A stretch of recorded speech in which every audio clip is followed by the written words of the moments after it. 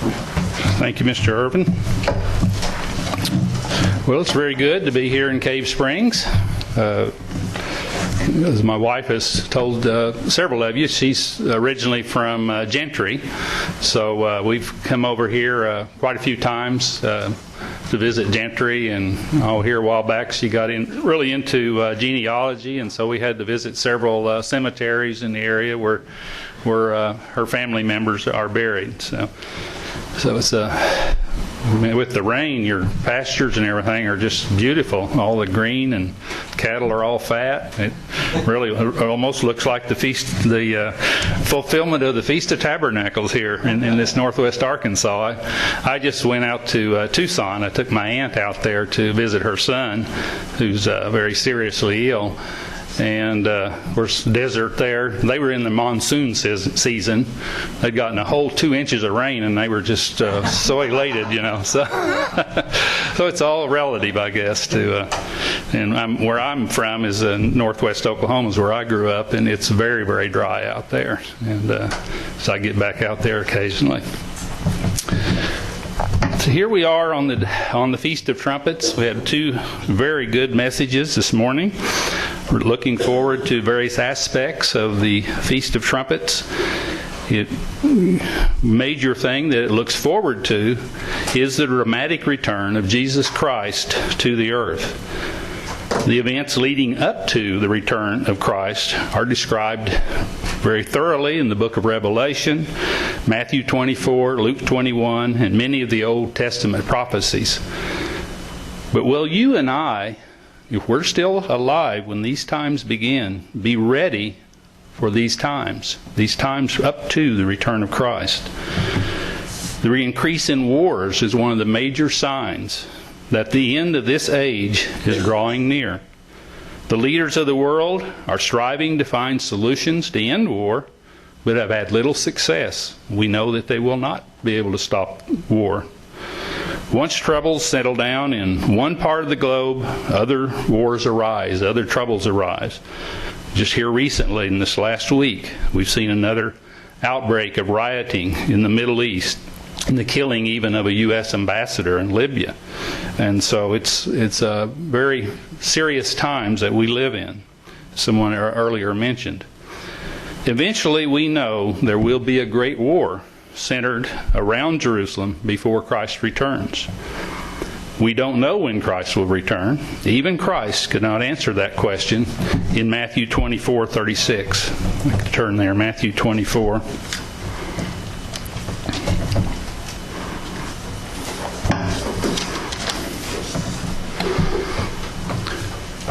Matthew 24, verse 36. But of that day and hour no one knows, no, not even the angels of heaven, but my Father only. So only God the Father knows. Our job is to always stay spiritually ready for Christ's return. But prior to Christ's return, especially in the 3.5 years prior to His return, there will be great periods of stress on this earth. Matthew 24 describes many of the stresses that will be coming upon the world, and we'll be looking at some of those later. Turn to 2 Timothy 3:1, where Paul told Timothy that perilous times will come. 2 Timothy 3, verse 1.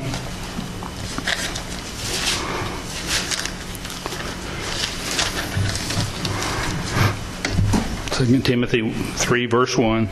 But know this, that in the last days perilous times will come. My margin says times of stress. The same Greek word is used in Matthew 8:28 to describe the demon-possessed man as exceedingly fierce. Strong's defines perilous as difficult, harsh, violent. Daniel prophesied this time in Daniel 12, verse 1. Daniel 12.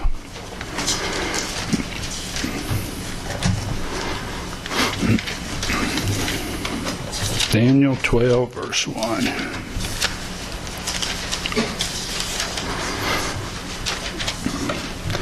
At that time, Michael shall stand up, the great prince, who stands watch over the sons of your people, and there shall be a time of trouble such as never was since there was a nation.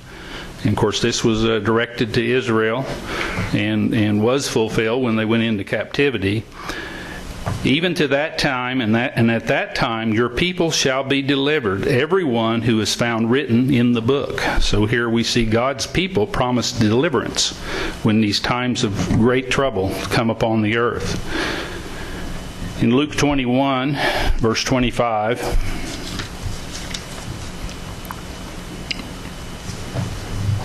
Luke 21, verse 25. We'll read 25 and 26. And there will be signs in the sun, in the moon, and in the stars, and on the earth distress of nations with perplexity, the sea and the waves roaring, men's hearts failing them from fear and the expectation of those things which are coming on the earth, for the powers of heaven will be shaken. So here in verse 26, we see that men's hearts will fail, that they will be literally scared to death by what is going on around them. And then back to Matthew 24, Christ was talking to his disciples. Matthew 24, verse 3, and we'll read down through 12. Now as he sat on the Mount of Olives, the disciples came to him privately, saying, Tell us, when will these things be, and what will be the sign of your coming and of the end of the age? And Jesus answered and said to them, Take heed that no one deceives you, for many will come in my name, saying, I am the Christ, and will deceive many. And you will hear of wars and rumors of wars. See that you are not troubled, for all these things must come to pass, but the end is not yet. For nation will rise against nation, and kingdom against kingdom, and there will be famines, pestilence, and earthquakes in various places. And then it says, all these are just the beginning of sorrows. Then they will deliver you up to tribulation and kill you, and you will be hated by all nations for my name's sake. And then many will be offended and betray one another and will hate one another. And then many false prophets will rise up and deceive many. And because lawlessness will abound, the love of many will grow cold. So we see here a time of great deception, false Christ, false prophets, and then even of severe persecution upon the church. As it talks about this ruthless persecution of God's people. There will be much deception, people saying that they are Christ when they are not. How will we be able to know the imposters from the real Christ? Hopefully we will have that revealed to us in order to, if they're not teaching what's in God's Word. We have a lot of people now that come up with doctrines that are not supported by the Bible, and they're right out there on television like we are, and for people that are trying to sort through all this for the first time, I'm sure it's very, very challenging to them especially if they're not very familiar with the Bible and what the Bible really says. In the booklet, Are We Living in the End Times? On page 11, the writer says, So Christ was not referring to the periodic catastrophes such as wars, famines, disease epidemics, and earthquakes that occasionally strike, but to a unique time when such events would steadily worsen. We should consider three important questions when analyzing whether events are the signs of the end time Jesus Christ described. First, could they simply be part of the normal ebb and flow of disasters people have experienced throughout history? Second, are all the signs that Jesus mentioned in place? Third, is there solid evidence that prophesied trends and conditions are inexorably increasing and intensifying? I've been in the church a long time, and I've seen us think world events were leading up. The return of Christ is just around the corner, and then it subsides.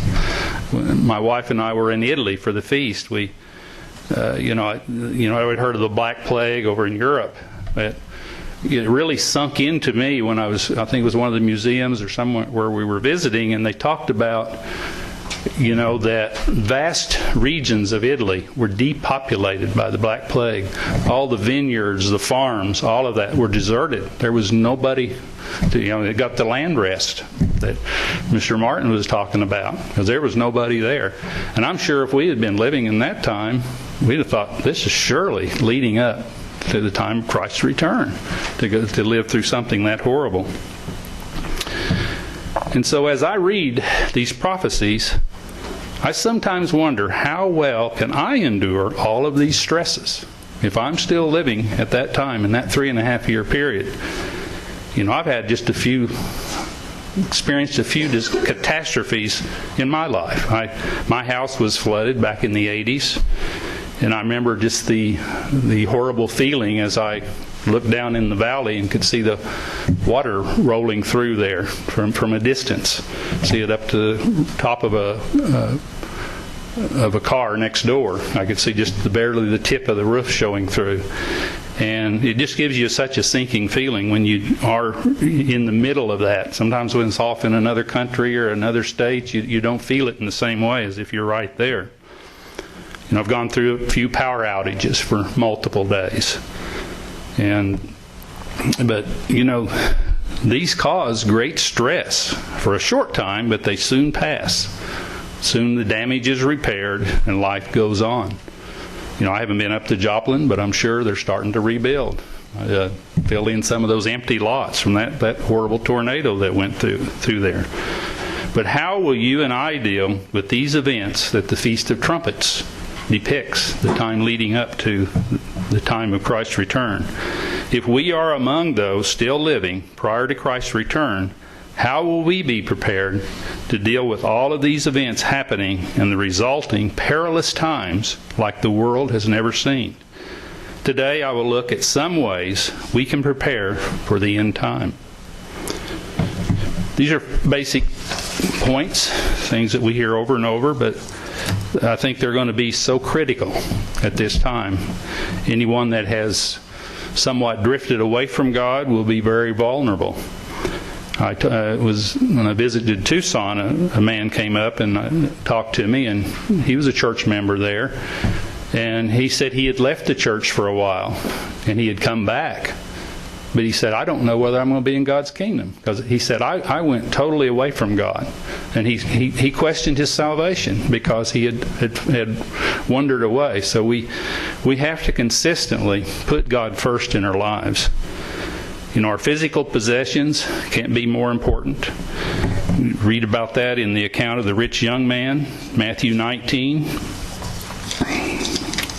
verse 16.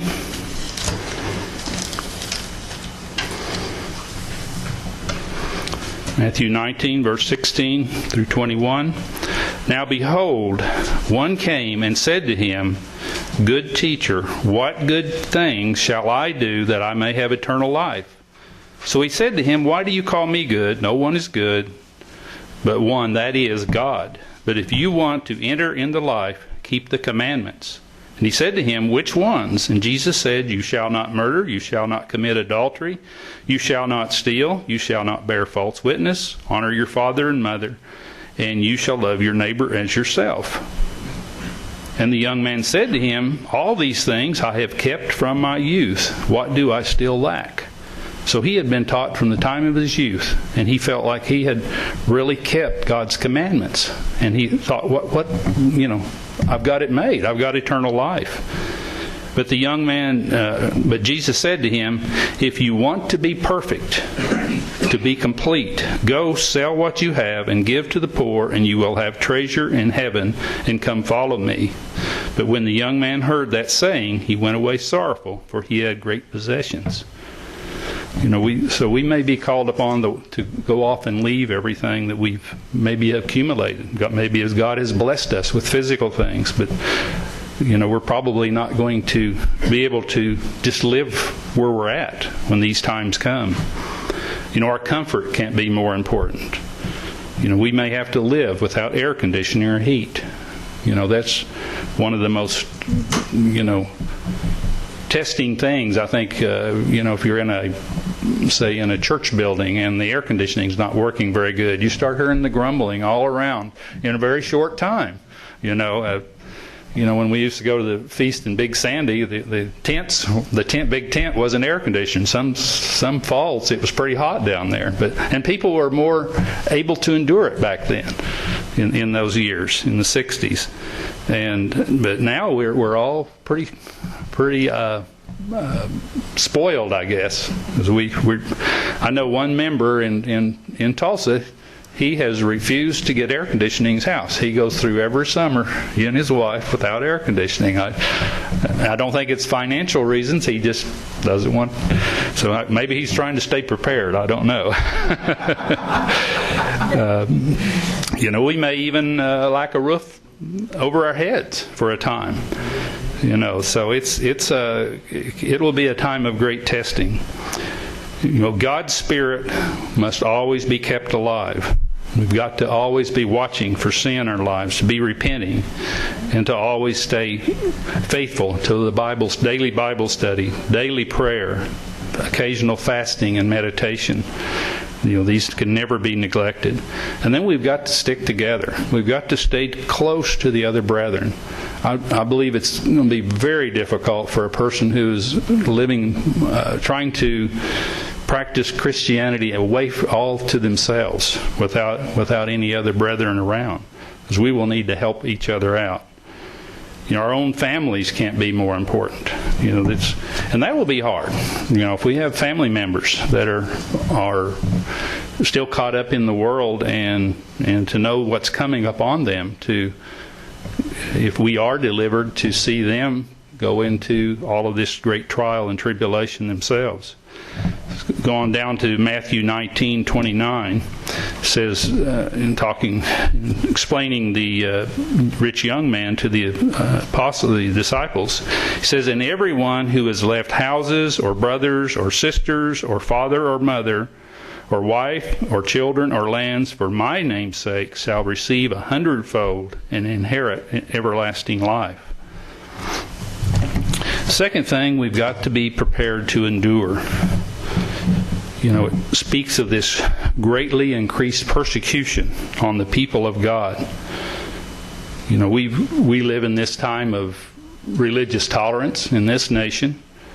We've never had the type of persecution that we see about the Apostle Paul experienced and a lot of the other apostles that Jesus suffered.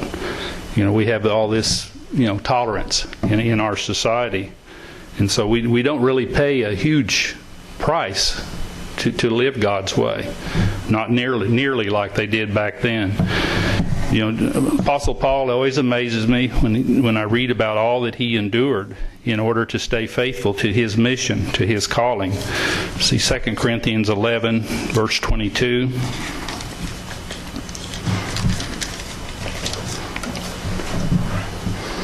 2 Corinthians 11, verse 22, read through 28.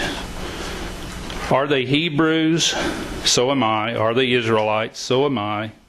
Are they the seed of Abraham? So am I. Are they ministers of Christ? I speak as a fool. I am more, in labors more abundant, in stripes above measure, in prisons more frequently, in deaths often. From the Jews 5 times I received 40 stripes, minus 1. 3 times I was beaten with rods. Once I was stoned. 3 times I was shipwrecked. A night and a day I have been in the deep. In journeys often, in perils of waters, in perils of robbers, in perils of my own countrymen, in perils of the Gentiles, in perils in the city, in perils in the wilderness, in perils in the sea, in perils among false brethren, in weariness and toil and sleeplessness often, in hunger and thirst, in fastings often, in cold and nakedness. Besides the other things, what comes upon me daily, my deep concern for all the churches. So he had a burden for all the churches that he had founded and wanted them to succeed. I just can't imagine going through all of that and continuing to go out and not knowing what he was going to face. But this type of trouble can come upon God's people in the end. And we just pray that we'll always be delivered from that. It was amazing, all of the things that he did survive, but God wanted him to go ahead and to go out and establish these churches. He fulfilled God's commission for him at that time, but he had to go through a lot to do it. He also wrote in 2 Corinthians 12, verse 7 through 10, 2 Corinthians 12, verse 7, "And lest I should be exalted above measure by the abundance of the revelations, a thorn in the flesh was given to me, a messenger of Satan to buffet me, lest I be exalted above measure." So besides all these other things, he had this something that really was troubling to him. We don't know exactly what it is. There's been a lot of speculation. But on verse 8, "Concerning this thing, I pleaded with the Lord 3 times that it might depart from me." So it was something he really wanted to be delivered from. "And he said to me, My grace is sufficient for you, for my strength is made perfect in weakness. Therefore, most gladly, I will rather boast in my infirmities, that the power of Christ may rest upon me. Therefore, I take pleasure in infirmities, in reproaches, in needs, in persecutions, in distresses, for Christ's sake. For when I am weak, then I am strong." So he saw that even by going through those tests and those trials and having this thorn in the flesh, that he was actually strengthened to those, even as he was being weakened.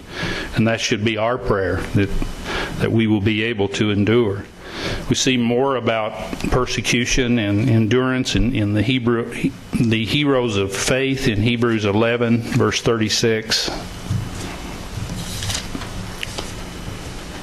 Hebrews 11, verse 36, down through 40. "Still others had trial of mockings and scourgings, yes, and of chains and imprisonment.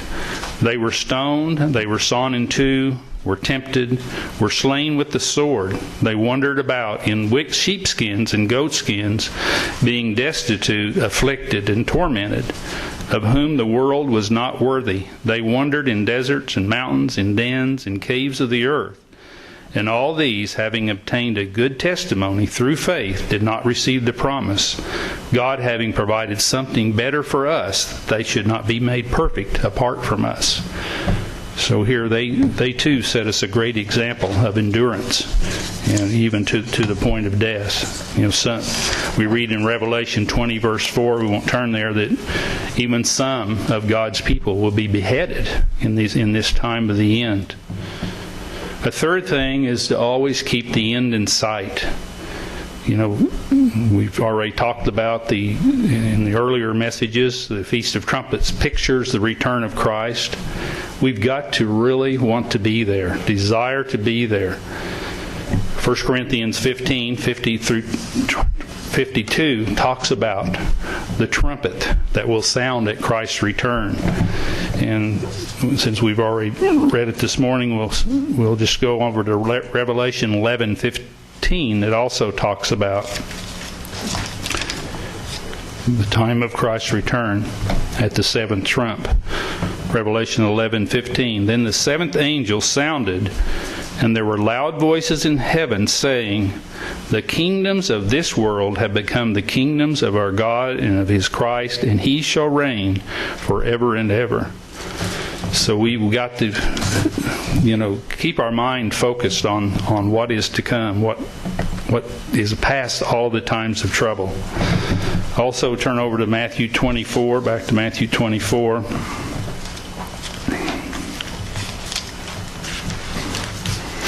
Matthew 24, verse 30. Verse 30 and 31. "Then the sign of the Son of Man will appear in heaven, and then all the tribes of the earth will mourn, and they will see the Son of Man coming on the clouds of heaven with power and great glory. And He will send His angels with a great sound of a trumpet, and they will gather together His elect from the four winds, from one end of heaven to the other." So this time of gathering together at the resurrection, the first resurrection. So we've got to really have strong resolution to not let the perilous times stress us or discourage us from enduring whatever may happen. We've got to diligently desire the establishment of God's kingdom. That has to be foremost. And then to picture the time of peace coming after all of the perilous and troubling times. And lastly, we will have to trust God in a way that we never have before.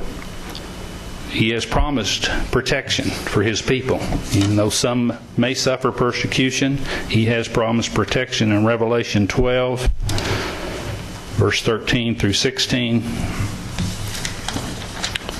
Revelation 12.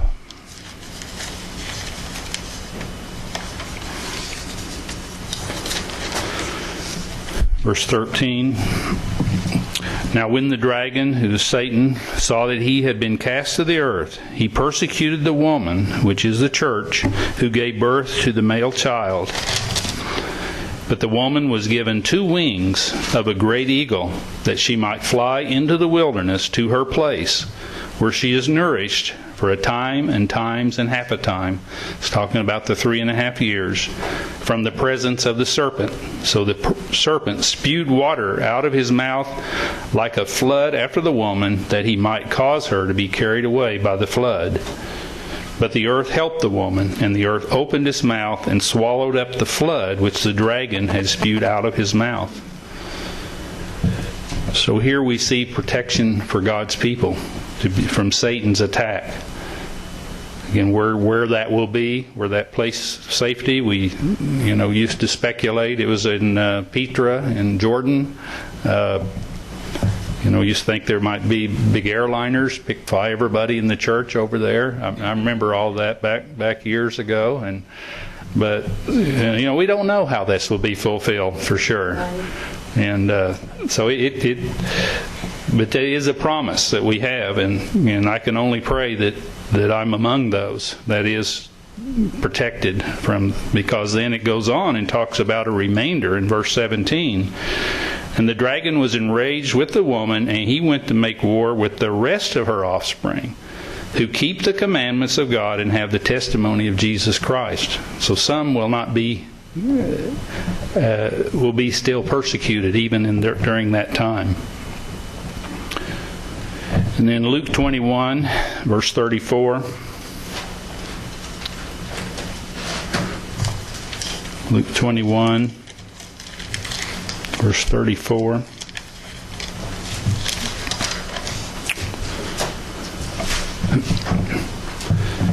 Luke 21, verse 34 through 36. But take heed to yourselves, lest your hearts be weighed down with carousing, drunkenness, and cares of this life, and that day come on you unexpectedly. For it will come as a snare on all those who dwell on the face of the whole earth. Watch therefore and pray always, that you may be counted worthy to escape all these things that will come to pass, and to stand before the Son of Man. So again, it tells us to always be praying to be worthy, to be taken to protection, and to not let life's cares get in the way.